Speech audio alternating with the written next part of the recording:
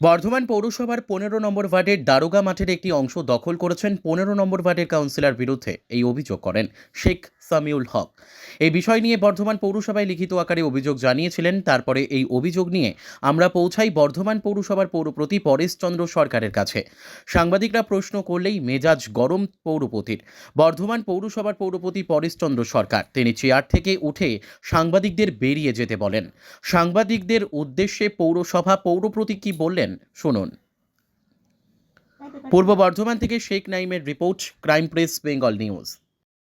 এটা হচ্ছে দারোগা মাঠ। এটা আমাদের পৈতৃক সম্পত্তি।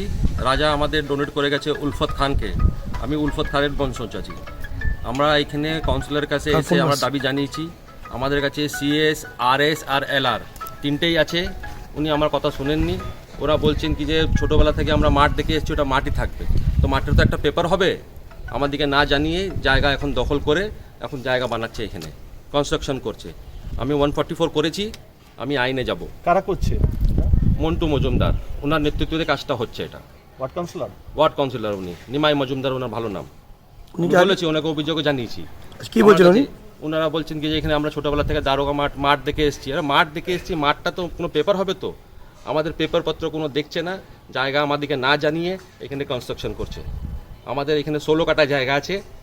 আমার কাছে সিএস, এলআর আর আরএস তিনটেই আমার আছে। আমাদের পক্ষে সবারই না। আপনি কাকে অভিযোগ করেছেন? কাকে করেছেন?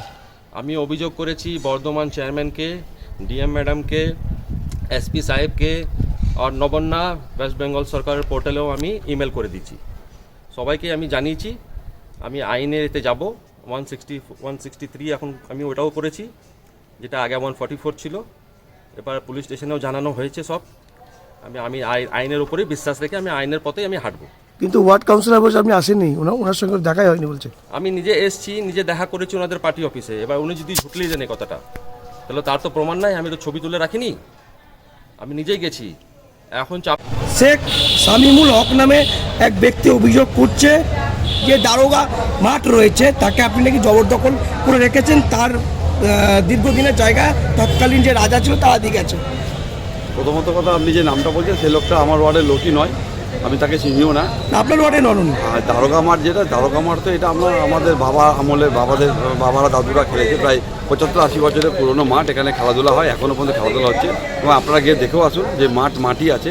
এবং মাঠের যে একটা অংশ, যে অংশে আপনার কি বলে ওরা বাগান টাগান ছিল এবং রাত্রে অসামাজিক কিছু কাজ হতো, ছেলেরা মদ খেত, সাপ পোকামাকড় ছিল। পাশাপাশি লোকরা বললো যে ওই জায়গাটা যদি একটু পরিষ্কার করে কিছু করা হয়, সেই জায়গাটা ওইখানকার লোকাল ক্লাব থেকে ওইখানটা পরিষ্কার পরিচ্ছন্ন করে বাচ্চাদের একটা শিশু উদ্যানের মতো করা হচ্ছে। কিন্তু উনি তো অভিযোগ করছে নাকি জবরদখল করে আপনি ওখানে কনস্ট্রাকশন। ওইটা মিথ্যা অভিযোগ। কারণ এটা আজকে ধরুন 75-80 বছরের পুরনো একটা মাঠ, খেলার মাঠ, এবং সেই মাঠে সর্বসাধারণের ব্যবহারযোগ্য মাঠ, সেটা রেকর্ডও আছে। এবং আপনারা রেকর্ড দেখতেও পারেন, আপনারা এলাকায় গিয়ে ঘুরেও আসতে পারেন।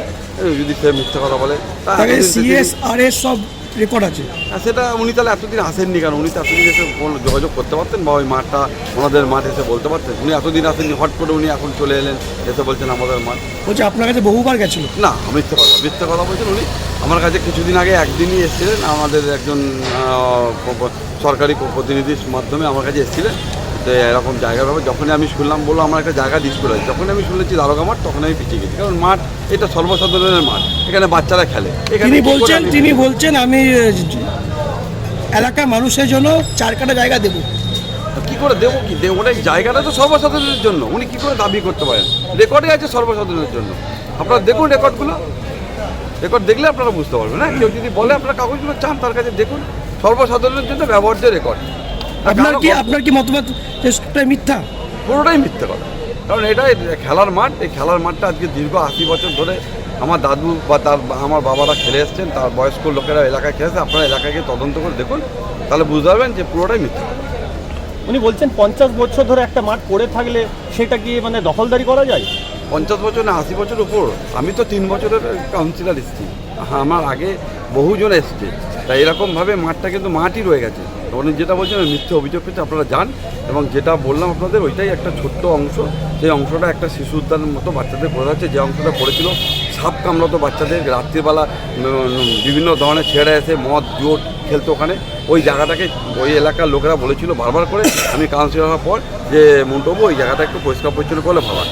সেই জায়গাটা একটা বাচ্চাদের শিশু উদ্যানের মতো করা হচ্ছে এবং আপনারা গিয়ে নিজেরাকে তদন্ত করে দেখা। আচ্ছা, এলআর থেকে শুরু করে সমস্ত কাগজ কি করে বের করতে পারলো তাহলে?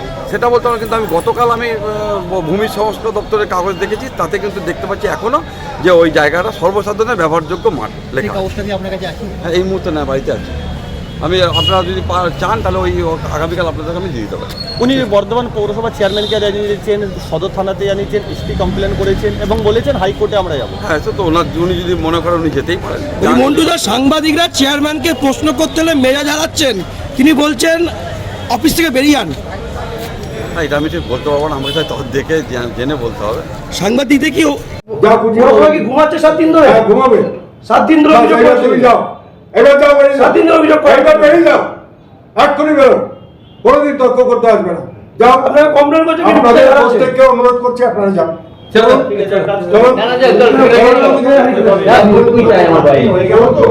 আমি কথা কিছু তাইলে আজকে দেখি ডিপার্টমেন্টে কত অভিযোগ এসেছে, তাহলে আমি একটা একটা করে বলতে থাকি। সারাদিন আমার যে কাজগুলো কে করবে, সকাল থেকে এসে সন্ধ্যে 6টা 7টা পর্যন্ত আমি উঠতে পারি না। স্যার এটাও কি কাজ নয়? না, এটা কাজ নয়, এটা কাজ নয়। কাজটা ওকে যখন আসবে আমার কাছে তখন আমি কাজটা করবো, এখন কোনো কাজ করবো না। তাহলে আমরা সেইভাবে চালাচ্ছি। বাবা, আমি পরিষ্কার কথা বলছি, এরকম ক্ষুদ্র ক্ষুদ্র বিষয়ে কোনো অভিযোগ ক্ষোভ বিক্ষোভের বিষয় নিয়ে ডোন্ট কাম টু মি। আমার কাছে যা স্যার, আপনি চেয়ারে থাকলে তো আমরা আসবোই। না, ডিপার্টমেন্টে আমরা চেয়ারম্যানের কাছে যাচ্ছি না, আমরা তো আপনার কাছে যাচ্ছি না। তর্ক করবে না। There is one secretary appointed for this purpose. Go to him. You are directed not to come to me. চেয়ারম্যানের কাছে আসবে না। এই সব খবর দেওয়ার জন্য, বলার জন্য সেক্রেটারি আছে। যা বাবা, আমি তোমার রিকোয়েস্ট করছি, আপনি বারবার যদি সাংবাদিকের জন্য উচিত নয়। না, সাংবাদিকের জন্য না। আপনি চেয়ারম্যানের ঠিক আছে, আমাদের প্রশ্ন তো আপনাকে করতে হবে। না, এইসব প্রশ্ন হবে না। আপনি কমপ্লেন করছেন, এইসব প্রশ্ন হবে না। সকালে তো আপনি জানালেন, মেজা জানালেন, আমি ঠিক নয়। এক কথাই বাবা এটা বললাম, ঠিক নয় আপনার। আমি বললাম না, আপনি যতক্ষণ চেয়ারে থাকবেন আমরা আসবো। আমার তুমি আসবে, আমরা একটা নয়, যে 100টা প্রশ্ন করবো আমরা। যে মুহূর্তে খবর থাকবে আমি তোমাকে ডাকবো, অনুরোধ করবো। আমরা তো কমপ্লেন পেয়েছি, 7 দিন হয়ে গেছে, 7 দিন। এইসব কোনো পৌরসভা কি ঘুমাচ্ছে 7 দিন ধরে? 100টা লোক রোজ অভিযোগ করছে। পৌরসভা কি ঘুমাচ্ছে 7 দিন ধরে? কমপ্লেন করলো তারপর বাড়ি হয়ে গেল তো, পৌরসভা বসে আছে। হতেই পারে, হতেই পারে। তুমি যাও, তোমার চ্যানেলে আচ্ছা, বলো গা। আমরা এগুলোই বলবো। তুমি তোমার কাগজে লেখো গা। যাও, যা খুশি লেখো, যা খুশি পৌরসভা কি ঘুমাচ্ছে 7 দিন ধরে? হ্যাঁ, ঘুমাবে। 7 দিন ধরে অভিযোগ এবার করছে। তুমি যাও, এবার যাও, বেরিয়ে যাও। 7 দিন ধরে অভিযোগ করে। এবার বেরিয়ে যাও, এক্ষুনি বেরো, কোনোদিন তর্ক করতে আসবে না। যাও, আপনারা কমপ্লেন করছেন, আপনাদের প্রত্যেককে অনুরোধ করছি আপনারা যান। চলো। চলো।